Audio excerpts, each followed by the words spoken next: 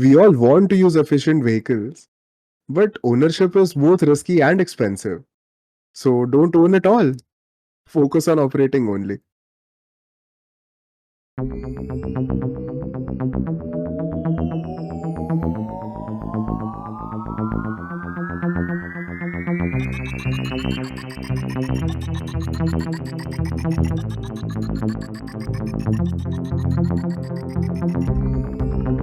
Crispy perspectives. Good morning, good afternoon, good evening, namaskar to all of our listeners tuning in to another episode of Crispy Perspectives, where we are currently debating on the future of efficient vehicles. For today's perspective, we have with us, as always, our EV connoisseur, our EV OP, Sahil Bhandare. Sahil, welcome back. Bye. Hi, happy to be back, Kedar. How are you? I'm doing good. It's been a long couple of weeks, and we're also shooting right now, just after certain big events have taken place, especially in the Indian markets. But that's not our topic today. Our topic today, or our crispy perspective today, is going to be on vehicle ownership and vehicle usership, and the difference between these two models, and why we are currently in the middle of a generational shift from one mode to another. But Sahil, let me open up or throw open the round and ask you, what is ownership of a vehicle, and especially why is ownership becoming more and more riskier when it comes to efficient vehicles? So, ownership is very simple. It has two components. One is the vehicle body, the powertrain, and everything that comes in the body, and second is the battery. The body has a life of 15 years, and the battery is going to last you for 5 years. So, ownership is risky because you have to change the battery once or twice at least in the entire lifetime. But if you were to operate it, then the operator will take care of all of it. So, it's better to operate it if you want to operate for a longer period. And we always used to think about cars being, one single component, but right now with efficient vehicles, you're having multiple components, especially certain components which have an outsized value for the vehicle. And so it obviously makes ownership a bit more risky. But Kedar, there are other risks as well. Safety concern is one of the biggest concern I would talk about. See, as a individual user or an owner, a new technology is a new technology. You don't know how to use it properly, what are the risks associated, etc.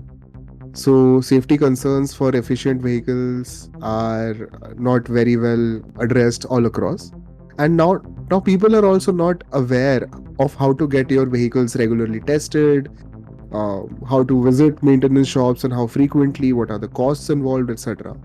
So, if we shift on to a usership model from an ownership model, all of the maintenance and operational efficiencies are going to be a burden on the operator.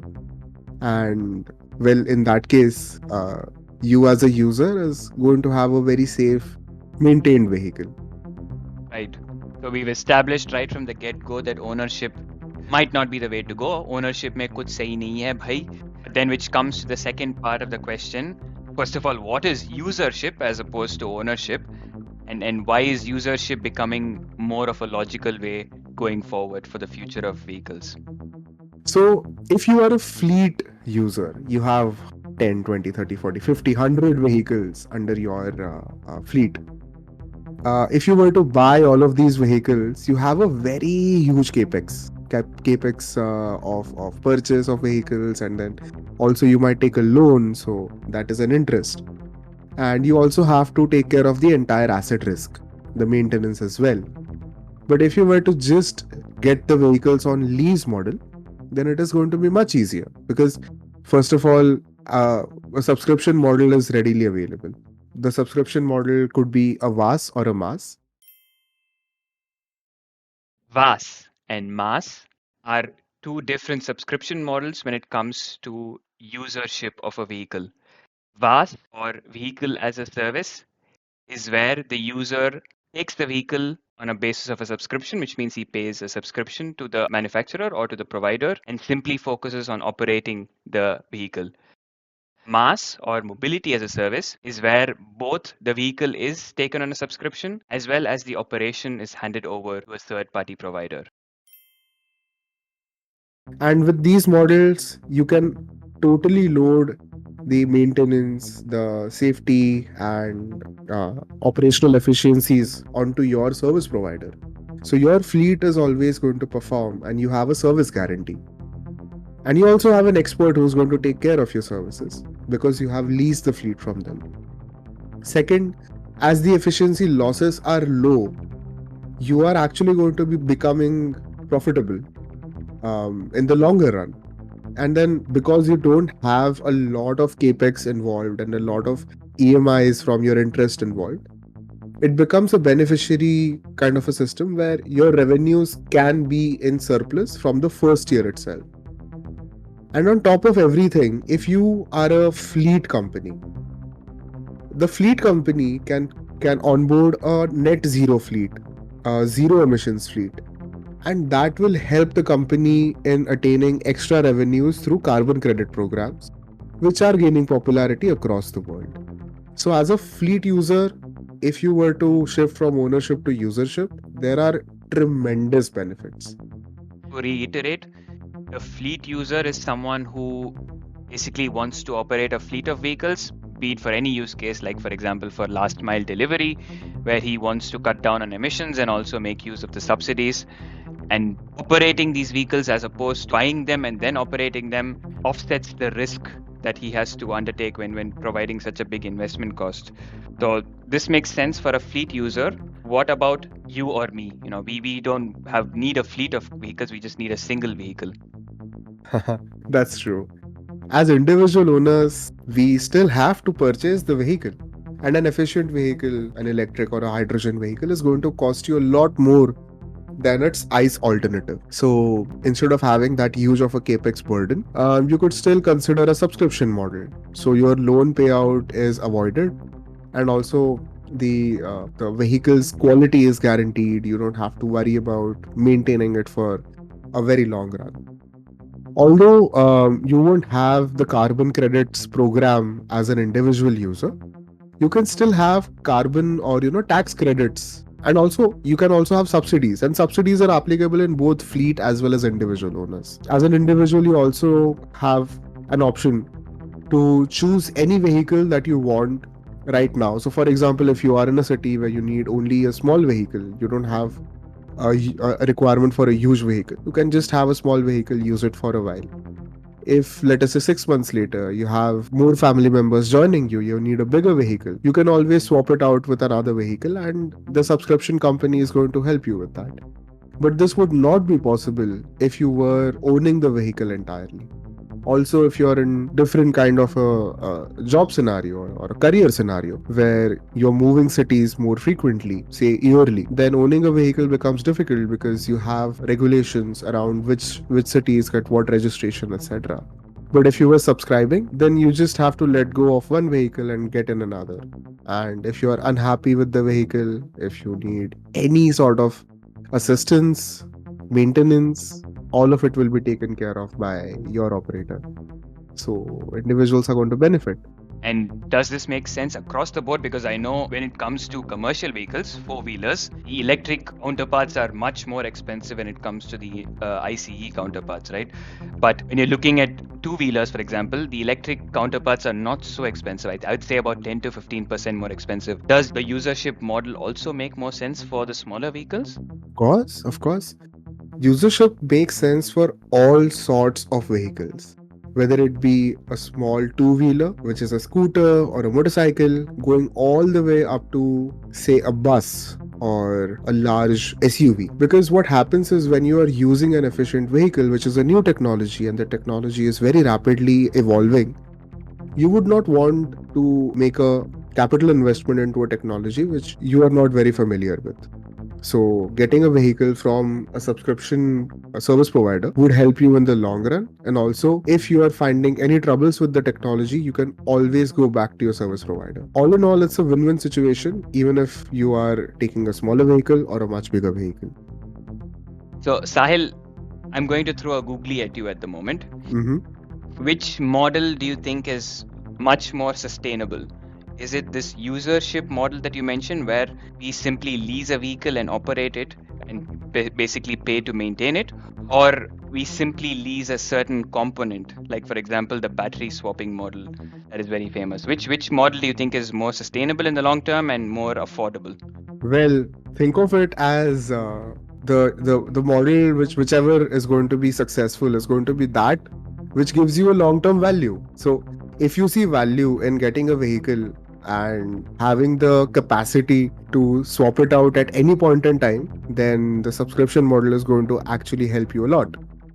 But if you see value in owning an asset, calling your vehicle as an asset, see, because in any country, especially India though, but in any country, the demographic of owning a vehicle is a emotional statement. When you talk about vehicle ownership, it also is like you're talking about a family member. So if you are wanting to own a vehicle and you're talking about a family member, you don't want to swap out your family member after a few months, or have your family member at a subscription model. So in that case, if you have value with owning, then you can think of subscription of the component. Now, what component is again another question, and the biggest component is the battery. So, own the vehicle and lease out the battery. That's the best model if you are emotionally attached to your vehicle. And see, in these subscription models, where the battery is considered to be a component which is under subscription, the best way or the best value that it adds to a system or to a family or to an owner is that you don't know the battery life. You don't know how long it's going to last you. So if you buy a battery, it's going to be a significant cost. But if you subscribe to the battery, there is going to be a authority or there's going to be a company which will take care of the battery. So whenever you go, you swap out your battery with a new one, you have the battery as a service. And as long as you're getting batteries at a service level, you are sure that your performance is not going to be hindered. And if there is an issue with your technology, there is someone at an expert level who's going to take care of you. But you also touched upon a very important point there, because if we want to, keeping aside that emotional part, which I will return to later, if we are going to shift towards a model of usership, we need to make sure that there is a massive build out of these supporting services, right? Where you can have your cars maintained whenever you want to, or where you can have your cars serviced whenever you want to. This is sort of a futuristic question. So where do you see the current state of this ancillary services that has to be developed in order to support usership as opposed to ownership? And two, it also has to be an equal uptake between, say, rural and urban areas, right? I expect that in urban areas, the build-up can be faster. People already have necessary infrastructure in place, but especially in rural areas, I'm not sure how effective or how convincing this usership model would be.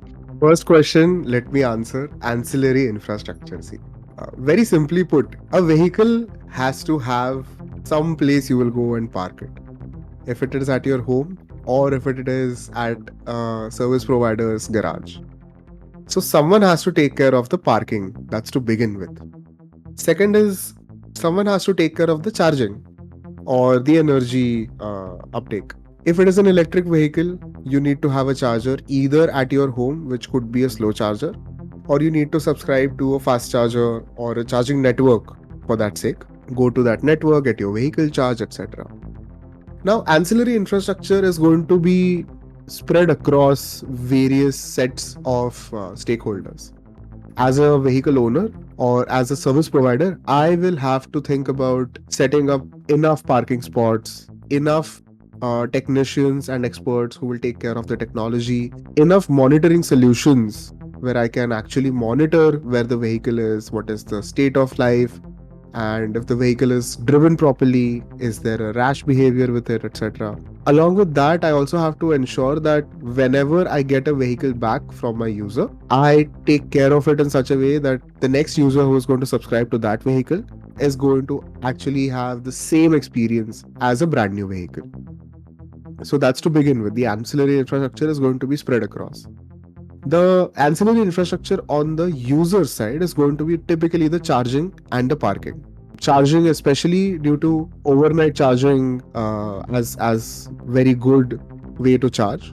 If you were to think of charging only fast, then your battery is going to have a big hit. So it's better to charge overnight in a slow charging sort of a way. But if you don't do that, if you were to just go to a fast charger and then get a service from them, charging as a service now. So you had the vehicle as a service, you had a battery as a service, and now you have charging as a service. If you were to look at charging as a service, then the ancillary infrastructure has third stakeholder, which is a charging service provider.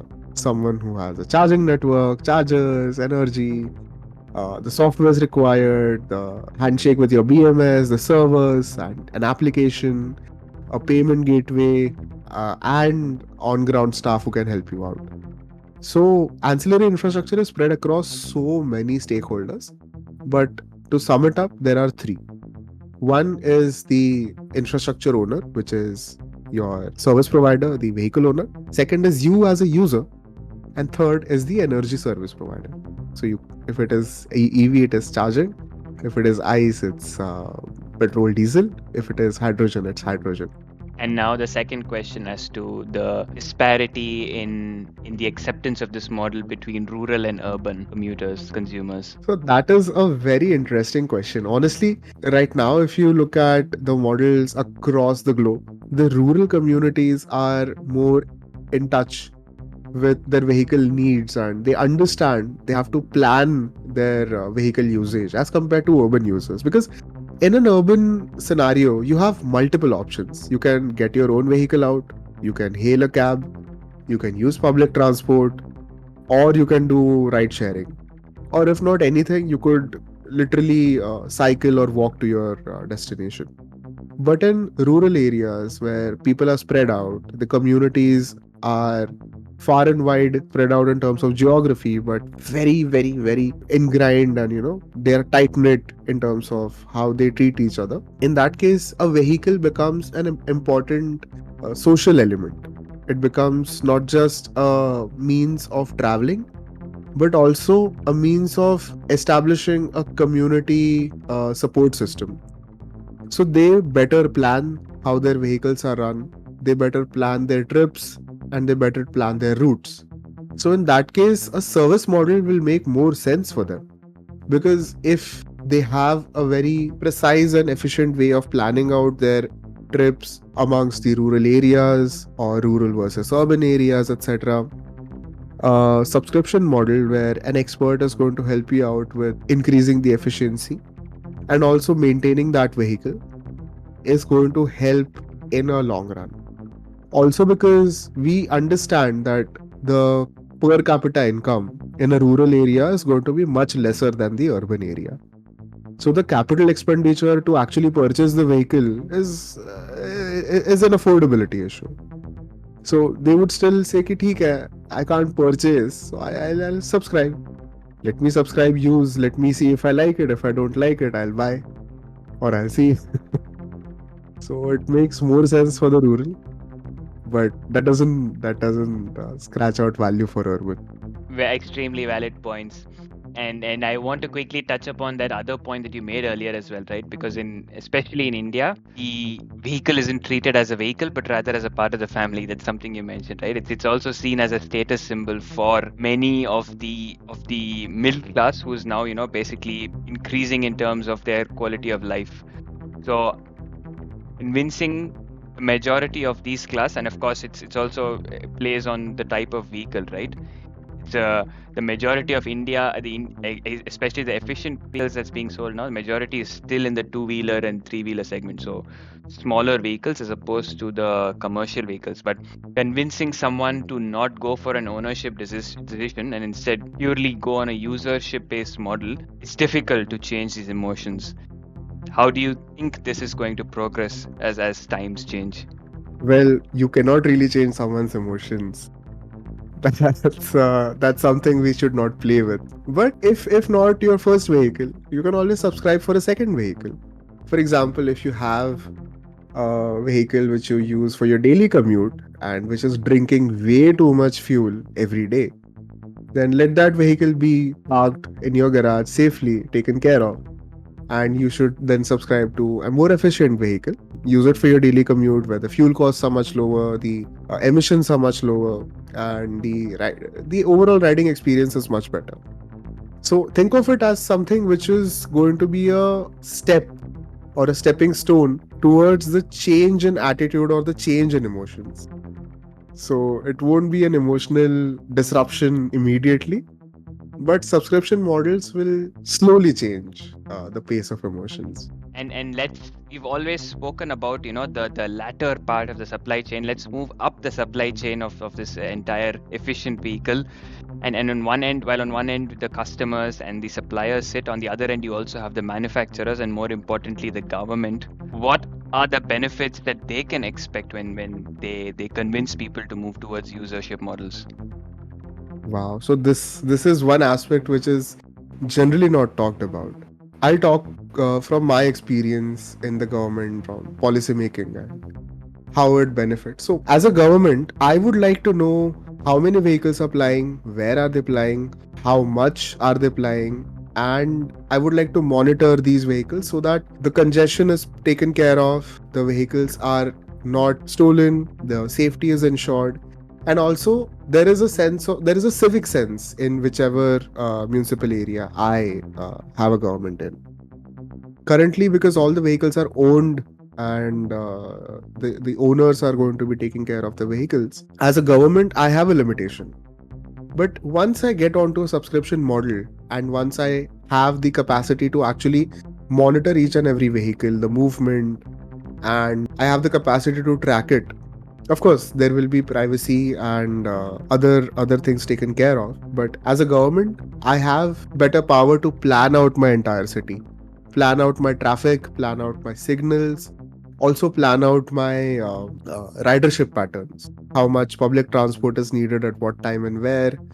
And it will also eventually help in better commute for everyone, even those who are not using the vehicles, because the government will be in power to actually use the tremendous amounts of data available, the big data. And given that our AI and ML models are so strong now, this can help in planning our cities better for the future. So that's a big benefit for the government. Also, not to forget, tax is a big benefit. When you buy a vehicle, you pay tax. That's it. The government gets the tax. You get the vehicle, and whatever fuel you're putting in is taxed again. But if you're subscribing to a service.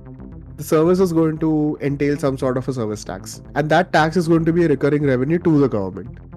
So, although the user might have to pay a little extra for the quality of service that the user gets, but the government is going to be beneficiary on a recurring revenues perspective. So, in all ways, I think government is the biggest beneficiary of subscription services. Very well explained on what the government or how the government benefits from. What about the OEMs? What about the manufacturers? How are they benefiting from this model? The manufacturers are going to be really happy if you look at subscription. See, as a manufacturer, I would want more of my vehicles plying on the road, and as a manufacturer, I want to have recurring revenues. Now, the problem or the benefit of efficient vehicles is that they don't need a lot of maintenance. So, manufacturer will not see a lot of vehicles coming in at regular intervals into their repair and maintenance shops. That means not a lot of recurring revenue. But if a manufacturer is ready to shift onto a subscription model where they are happily wanting to let their vehicles go on a lease case, or own the vehicles and let someone else operate it for them, then the manufacturer is going to have a long term revenue in terms of the subscription services as well as the maintenance. So if you look at it from a 5-year perspective, the manufacturer may not be very happy. But if you look at it from the entire end of life of the vehicle perspective, that's like 15 years. The manufacturer is going to earn enough revenue from day one till the end of life, which is not possible if that is just a sale. So if we talk about manufacturers, they are going to be benefited on a hefty sum, and also this kind of a system keeps the manufacturer in check. The manufacturer has to ensure that the vehicles are going to perform well. You can't just sell off a vehicle and then leave out all responsibility. So as a manufacturer, the user is now going to have a rope around your throat all the time. And if you were to produce anything of just a little lesser quality, the user can always say, ये भाई ये चाबी ले लो रखो अपने पास. I'll go to manufacturer number 2 and get my car. So the manufacturers will have a healthy competition. So it's a win-win for everyone. So a model where everyone is accountable, everyone is responsible, and everyone wins ultimately. So Sahil, thank you so much for this beautiful discussion. I think on this shift towards offering vehicles as a service, which is something that we should all be looking forward to. Like I mentioned, a generational shift that's coming in the way we interact with efficient vehicles. Sahil, once again, thank you so much, Yaar, for taking the time to explain about this interesting concept to us. And thanks to you, Kedar. It has been a pleasure talking to you today. And for all of you who've tuned in today, thank you so much. Don't forget to follow us on LinkedIn and Instagram. Hit that like button, hit that subscribe button, share this episode and the season with all of your friends and other mobility enthusiasts. And we'll see you again soon on another episode of Crispy Perspectives.